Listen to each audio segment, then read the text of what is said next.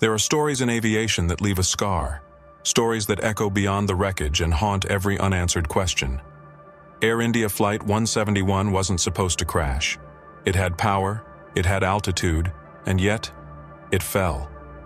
In the beginning, investigators pointed to mechanical failure, then pilot error. But now, new updates have emerged, and they change everything. Because what's unfolding is not just a technical malfunction, it's a sequence of events so improbable, it borders on the impossible. One that many experts are now calling a 100 billion to 1 anomaly. But what if it wasn't an anomaly? What if it was inevitable? Stay until the end, because what you're about to hear may shift the way you see air safety forever. Moments after takeoff, everything looked normal. The engines roared to life, the aircraft rotated smoothly off the runway, and its landing gear lifted with grace. But seconds later, lift was gone. The wings, designed to carve through the air, simply stopped working.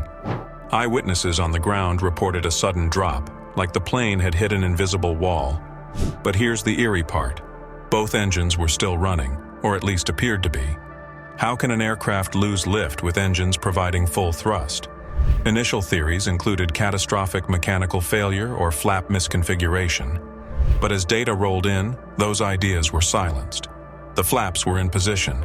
The pilots followed every protocol, which means something else interfered, something that even the aircraft's sophisticated safety systems couldn't anticipate. Then came the sound. A strange, high-pitched drone caught on an eyewitness's cell phone video. It wasn't from the engines, it was the RAT.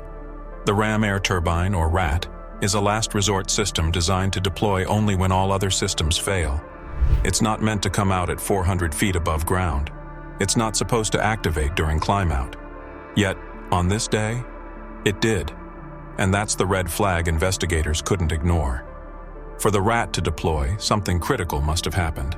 Either a total electrical failure, a complete hydraulic collapse, or the most terrifying scenario of all, a dual-engine flameout. But dual-engine failures on a modern 787 are virtually unheard of. It's like flipping a coin and landing on its edge, twice. So what triggered the RAT? The answer might lie in the plane's blood, its fuel. Jet engines don't need much to keep spinning, just air and a steady flow of fuel. That's it. But if even one of those is disrupted, the entire system collapses. In this case, investigators started looking into a terrifying possibility: fuel starvation. Not because there wasn't enough fuel, but because something prevented it from reaching the engines. They called it vapor lock, a rare and deadly phenomenon where high temperatures cause fuel to vaporize before it gets to the engine. The pumps can't push vapor, they're designed for liquid. And when that happens, engines flame out, instantly. On the day of the crash, India was boiling. Temperatures climbed to 43 degrees Celsius, nearly 110 degrees Fahrenheit. That heat, combined with a quick turnaround, pressurized tanks, and hot asphalt, created the perfect storm. Conditions that could cause vapor lock in both engines, simultaneously. 1 billion to 1 chance? Maybe. But this time, it happened. There was one man who walked away from the inferno. Just one.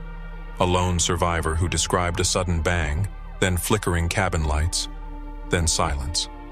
That single testimony might be the most damning piece of evidence yet, because when matched with the captain's last words, thrust not achieved, it becomes clear. This wasn't just bad luck. This was a cascade failure. Everything that could go wrong, did. And the most haunting part? It may have been preventable. Fuel systems have safeguards. Ground crews follow strict protocols. Sensors are in place to detect contamination. Yet somehow, this slipped through. The question now isn't just what failed, but how it bypassed every safety net in place. And if this could happen to a 787, what does it say about the rest of our skies? Every aviation incident, no matter how technological, has one constant: humans. Human decisions, human errors, human assumptions. And Flight 171 was no exception. Investigators began retracing every step taken before the flight: fueling procedures, system checks, engine warm-ups. That's when they found a chilling discrepancy. The fueling log showed a completed inspection, but the ground staff's own reports indicated that the inspection had been rushed. The aircraft had been delayed earlier that day, and pressure was mounting to get it airborne. So, corners were cut. No malice, just routine fatigue, human nature. But in aviation, a single skipped step can open the door to catastrophe. The survivor later mentioned an unusual odor in the cabin, something faint, like burnt rubber or overheated plastic. And while it didn't alarm anyone at the time, that scent might have been the final warning sign of a system already under collapse.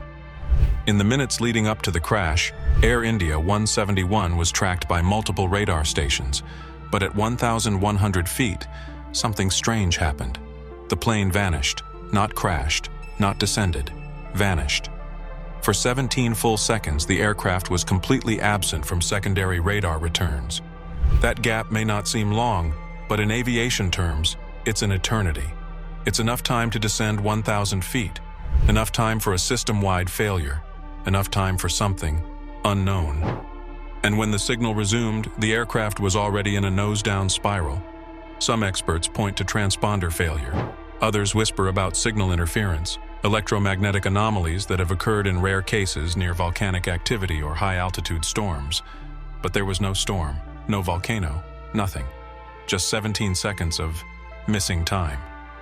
Here's where the story takes a darker turn. Flight 171 isn't the first aircraft to exhibit this pattern.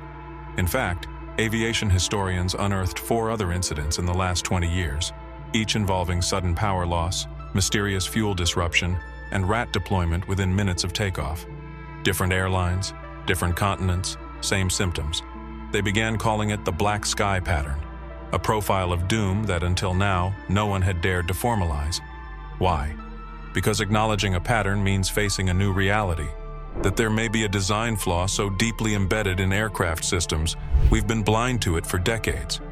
And if that flaw is systemic, how many more flights are at risk? Just when it seemed the story had peaked, a confidential source from within the aviation industry stepped forward, an engineer who claimed to have worked on early versions of the Boeing 787's electrical fuel sequencing systems. According to this insider, engineers had flagged a potential fuel vaporization issue under extreme heat conditions over 12 years ago. But the risk was deemed statistically insignificant and buried under reams of internal reports. No updates, no recalls, just silence. That silence now feels deafening, because it suggests something more haunting than malfunction: neglect. A decision made not by nature or bad luck, but by calculated omission, by assuming the numbers were safe and praying they stayed that way. But Flight 171 proved that sometimes even the safest numbers betray us. Buried deep within the aircraft's black box data was something no one expected: a correction attempt. Not by the pilots, not by ground control, but by the aircraft's own flight management software. Seconds before the final descent, the onboard computer initiated a rare override, an automated recovery command designed to adjust pitch, throttle, and yaw to stabilize the aircraft. But it failed, not because the system malfunctioned, but because something overrode the override. Analysts reviewing the data found traces of a secondary protocol, one not documented in the aircraft's public schematics, a sequence that had never been triggered before in any recorded flight. One engineer described it as an autonomous ghost script, a last-ditch attempt by the aircraft itself to survive. This opens a terrifying possibility. What if the plane tried to save itself, but was silenced from within? Whether it was a glitch, a deeply hidden systems conflict, or something deliberately embedded and never disclosed, one thing is clear. The aircraft knew something was wrong. It tried to fight back, and whatever stopped it wasn't physics. It was code. Air India Flight 171 didn't just fall from the sky. It unraveled in silence, in data, in gaps we weren't supposed to see. For years, we believed aviation was bulletproof. We trusted the checklists, the engineers, the algorithms. We built planes so smart they were supposed to protect us from ourselves. But this aircraft tried to warn us. It flickered. It fought. It deployed systems no one programmed it to use. It whispered through the code that something was wrong, fatally wrong. And in the end, we ignored the whisper, because it didn't come through the usual channels. It didn't scream. It didn't fail the way we expected it to. What we all feared wasn't just a malfunction. It was the illusion of control. That belief that if we build something complex enough, it will save us, even when we no longer understand how it works. Flight 171 was more than an accident. It was a mirror, one that reflects not just a design flaw, but a systemic blindness, one that stretches from the hangars to the boardrooms. And maybe, just maybe, the next whisper won't be ignored. Because this time the machine screamed, and no one was listening. If this story shook you, if you felt the quiet terror hiding between the data, don't let it fade. Subscribe to the channel.